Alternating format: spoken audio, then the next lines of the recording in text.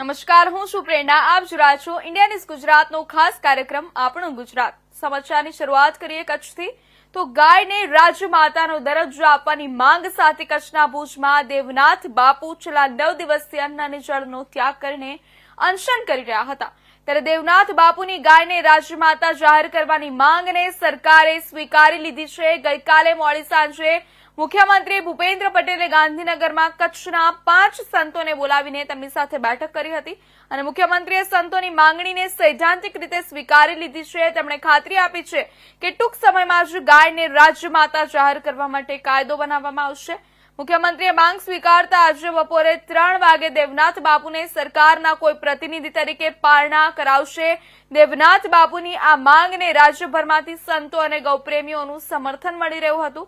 આ નિર્ણયને સનાતન ધર્મ અને ગૌરક્ષા સાથે જોડાયેલા સંગઠનોએ આવકાર્યો છે. ગુજરાત રાજ્યના મુખ્યમંત્રી ભૂપેન્દ્ર પટેલને મળવા ગયેલા 5 સાધુ સંતોને ગૌમાતાને રાજ્યમાતા જાહેર કરવા માટેની ખાતરી આપી હતી અને એમને પારણા કરાવવા માટે એક જ જિલ્લા પંચાયતના પ્રમુખ જનકસિંહ જાડેજા, અબડાસા ધારાસભ્ય પ્રદ્યુમનસિંહ જાડેજા અને આરએસએસના હિંમતભાઈ વસણ સહિતના અગ્રણીઓએ અને સાધુ સંતોએ પારણા કરાવ્યા હતા.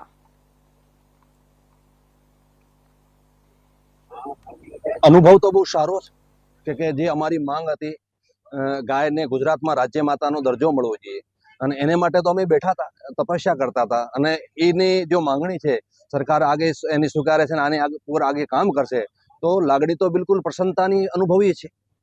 ખાસ કરીને આગળ સમિતિ બનાવવાનું જે આયોજન છે એમાં કોણ સમિતિના સભ્યો રહેશે અને આગળનો શું સમગ્ર કાર્યક્રમ રહેવાનો? હવે તો સરકારને નિર્ણય લેવાનો છે કોણ એમાં સમિતિમાં રહેશે અને એના કોણ સદસ્ય હશે. પણ એટલો ચોક્કસ છે કે 1-2 સંતો હશે તો મને લાગે છે કે સારો એને સમર્થન મળી જશે, એને સારો જે બી મટીરિયલ મળશે સંતો વધારે આપી શકશે.